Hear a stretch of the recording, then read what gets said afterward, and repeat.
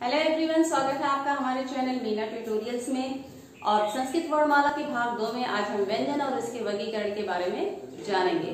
तो अपना टॉपिक शुरू करें इससे पहले हम आपको बताना चाहेंगे कि अगर आप हमारे चैनल पर नए हैं और इसे अभी तक आपने सब्सक्राइब नहीं किया है तो प्लीज हमारे चैनल मीना ट्यूटोरियल्स को सब्सक्राइब कर लीजिए और बेल आइकन को प्रेस करना बिल्कुल ना भूलें ताकि हमारी वीडियो की नोटिफिकेशन पहुंचे आप तक सबसे पहले। तो चलिए समय का सदुपयोग करते हुए हम आगे बढ़ते हैं। जैसा कि अपने पहले वीडियो में हम ये चीज डिस्कस कर चुके हैं कि संस्कृत वर्णमाला में 46 वर्ण होते हैं, जिसमें से स्वर 13 और व्यंजन 33 होते हैं।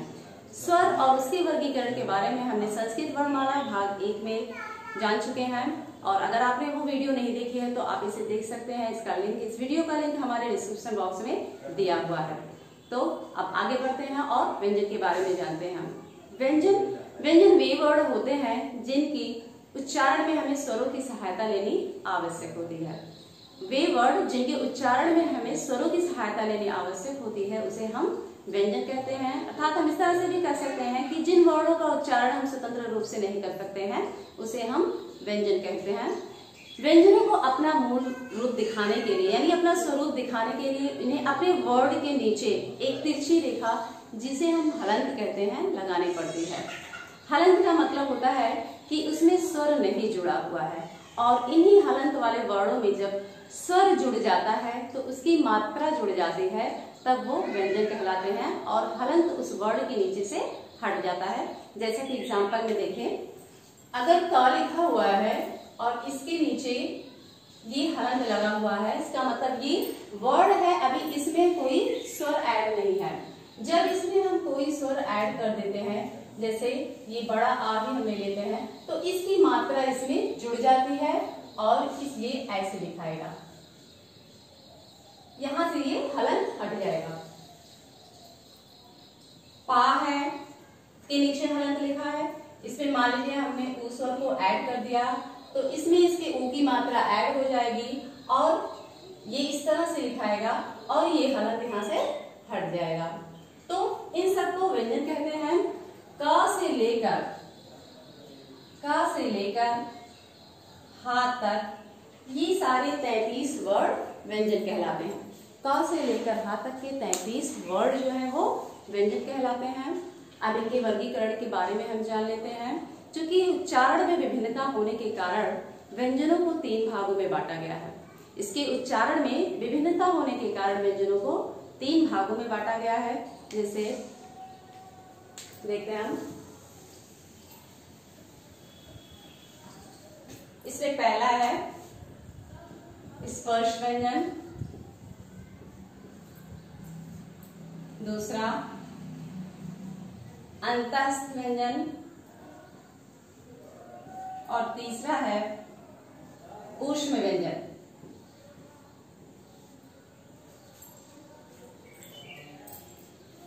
उच्चारण में विभिन्नता होने के कारण इन्हें 3 भागों में बांटा गया है, स्पर्श व्यंजन, अंतःस्थ व्यंजन और ऊष्म व्यंजन। तो सबसे पहले हम स्पर्श व्यंजन के बारे में जानते हैं। ऐसे वर्ड जिनका उच्चारण करने के लिए, ये देखिए यहाँ पर, ऐसे वर्ड जिनका उच्चारण करने के लिए हमारी जीवा मुख के अंदर किसी एक भाग का स्पर्श करती है और वायु को थोड़ा रोककर झटके के साथ बाहर निकालती है, वो स्पर्श व्यंजन कहलाते हैं। ऐसे वर्ड जिनके उच्चारण में हमारी जीवा मुख के किसी एक भाग का स्पर्श करती है और वायु को थोड़ा रोककर झटके के साथ बाहर निकालती है, वो स्पर्श व्यंजन कहलाते हैं। ये कौन कौन से हैं? क वर्ग के, ये देखिए, क से लेकर मां तक, का वर्ग के का से लेकर पा वर्ग के मां तक के ये 25 वर्ड स्पर्श व्यंजन कहलाते हैं। यहां से यहां तक ये स्पर्श व्यंजन कहलाते हैं। इनको संक्षिप्त में इनका नाम दिया गया है। इन वर्णों के पहले वर्ण के आधार पर, इन वर्णों के पहले वर्ण के नाम पर इसका संक्षिप्त नाम दिया गया है। जैसे ये क वर्ग की लाइन में क वर्ण पहले आता है तो इसको हम संक्षिप्त में कु, च वाली लाइन को चू, टा वाली लाइन को हम टू कहते हैं। इसी तरह से ता वाली लाइन में पहला वर्ड ता है तो इसको हम तू कहेंगे। पा की लाइन में पहला वर्ड पा है तो इसको हम पू कहेंगे। इसको जान लेना जरूरी इसलिए है क्योंकि आगे जब वर्डों का उच्चारण स्थान आपको पढ़ाया जाएगा तो उच्चारण स्थान में कुछ सूत्रों का प्रयोग होगा जिसमें ये संक्षिप्त वर्ण आएंगे, तो इसको जानना आपके लिए जरूरी है। चलिए अब आगे बढ़ते हैं और जानते हैं अपने अंतःस्थ व्यंजन के बारे में। अंतःस्थ व्यंजन, अंत मीन्स मध्य में स्थित, अंतःस्थ मतलब मध्य में स्थित ऐसे वर्ड जो स्वर और व्यंजन के बीच में स्थित है, या हम ऐसे कह लें ऐसे वर्ड जिनके उच्चारण में हम वायु को थोड़ा रोककर कम शक्ति लगाकर यानी आराम से जिनका उच्चारण करते हैं उनको हम अंतःस्थ व्यंजन कहते हैं। ये स्वरों और व्यंजनों के मध्य में स्थित होते हैं और ये संख्या में 4 होते हैं, या, रा, ला, वा। इनको हम यड़ भी कहते हैं, यड़ नाम से भी ये जाने जाते हैं।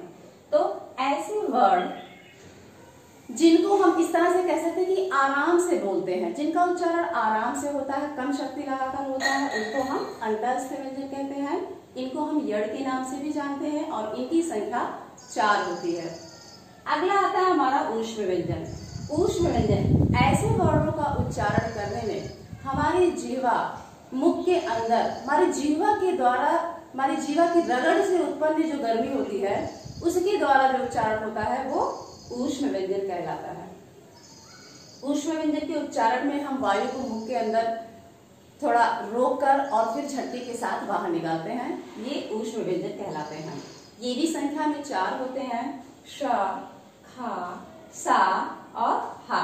इस श को जिसको हम खा बोल रहे हैं इसको हम षटकोण वाला सा भी कहते हैं और फिर जीवा सा भी कहते हैं। ये भी संख्या में 4 होते हैं। तो ये वर्णों का ये हमारे व्यंजन का वर्गीकरण था। इसके अतिरिक्त संयुक्त वर्ण भी होते हैं जो संख्या में 3 होते हैं और वो है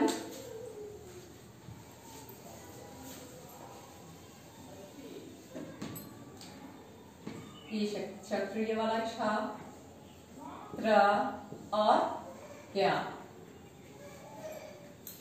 ये संयुक्त वर्ण कहलाते हैं। चूंकि ये 2 व्यंजन वर्णों से मिलकर बने होते हैं इसलिए ये संयुक्त व्यंजन कहलाते हैं। कैसे इनका निर्माण होता है हम देखते हैं। जैसे का, धन, ये षटकोण वाला सा, ये दोनों मिलकर ये क्षत्रिय वाला ठा बनाते हैं। ता और रा मिलकर द्रा का निर्माण करते हैं। जा और इया मिलकर ज्ञा का निर्माण करते हैं। तो ये संयुक्त वर्ण कहलाते हैं। श, त्र और ज्ञा ये संयुक्त वर्ण कहलाते हैं क्योंकि ये 2 व्यंजन वर्णों के योग से बनते हैं। तो ये हमारा व्यंजन का वर्गीकरण था। इसके अतिरिक्त 4 वर्ण और भी ऐसे हैं जो संस्कृत में ज्यादातर प्रयोग होते हैं जिनको हम अयोग वाक कहते हैं। जिनको क्या कहते हैं? अयोग वाक कहते हैं और इनकी संख्या 4 होती है जो कि निम्न प्रकार से है। पहला अनुस्वार, विसर्ग, जिह्वा मूल्य, उपधमानीय। जिसमें से अनुस्वार के बारे में हम जानते हैं। अनुस्वार का प्रयोग आप लोगों ने प्रायः देखा होगा, बिंदी के रूप में होता है, ऊपर हम बिंदी के रूप में लगाते हैं। तो सबसे पहले हम अनुस्वार को जानते हैं।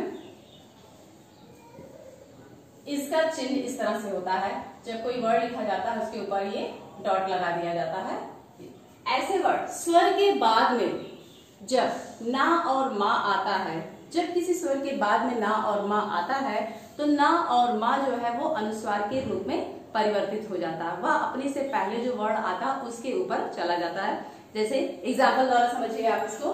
जैसे हमने एक शब्द लिया ग्रहण, ये देखिए यहाँ पे माँ आया है, माँ के पहले हा है, इस हा में छोटा आ स्वर है, इस हा में क्या है? छोटा आ स्वर ऐड है और इसके बाद माँ आया है। तो ये माँ अपने अनुस्वार में परिवर्तित हो जाएगा और इस गृहम को हम इस तरह से भी लिख सकते हैं। यानी गृहम दोनों तरह से सही है, ये भी सही है और ये भी सही है। तो ये हमारा अनुस्वार हो गया। अब आता है विसर्ग। विसर्ग भी स्वर के बाद ही आता है। जब किसी स्वर के बाद रा और सा आता है तो वो रा और सा विसर्ग के रूप में परिवर्तित हो जाता है। इसको भी हम उदाहरण के साथ समझते हैं। जैसे दूसरा है, ये पहला अनुस्वार था, दूसरा विसर्ग के बारे में जानते हैं हम। विसर्ग का चिन्ह ये 2 डॉट होता है, इस तरह का ये विसर्ग का चिन्ह होता है।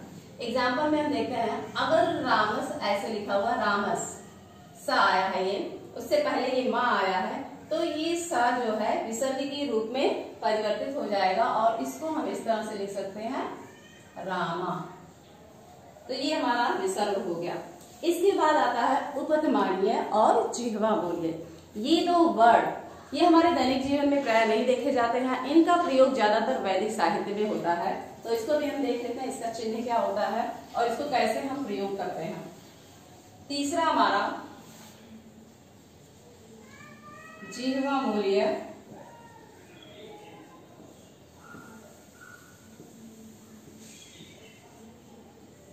जिसका चिन्ह हम इस तरह से प्रयोग करते हैं, इस तरह से प्रयोग करते हैं। और चौथा उपधमानीय, इसका भी चिन्ह हम इसी तरीके से ही प्रयोग करते हैं। अब दोनों में फर्क क्या है? दोनों ही विसर्गों का रूपांतर है, दोनों ही जिह्वा मूल्य और उपधमानीय दोनों ही विसर्गों का ही रूपांतर है। लेकिन ये जिह्वा मूल्य जब का और खा के बाद, जब का और खा के बाद हम अर्ध विसर्ग चिन्ह का प्रयोग करते हैं तो उसके साथ हम इस चिन्ह का प्रयोग करते हैं, इस तरह से का और खा के बाद हम इस चिन्ह का प्रयोग अर्ध विसर्ग को दर्शाने के लिए करते हैं। इसी तरीके से उपधमानीय में भी पा और फा, इसके बाद इसमें हम इसको अर्ध विराम के चिन्ह को दर्शाने के लिए इसका प्रयोग करते हैं। तो जिह्वा मूल्य में हम अर्ध विसर्ग के चिन्ह को दिखाने के लिए और उपधमानीय में हम अर्ध विराम के चिन्ह को दर्शाने के लिए इन दोनों वर्णों का प्रयोग करते हैं, जो कि हमारे दैनिक जीवन में प्राय प्रयोग नहीं होते हैं, ये ज्यादातर वैदिक साहित्य में ही प्रयोग होता है। तो ये था हमारा व्यंजनों का वर्गीकरण और इसी के साथ ही हमारा ये व्यंजनों का वर्गीकरण चैप्टर यहीं पर समाप्त होता है। अगर आपको ये वीडियो अच्छी लगी हो तो इसे आप लाइक कीजिए, शेयर कीजिए और अगर आपने हमारे चैनल को अभी तक सब्सक्राइब नहीं कर लिया तो हमारे चैनल मीना ट्यूटोरियल्स को सब्सक्राइब कर लीजिए। तब तक के लिए धन्यवाद।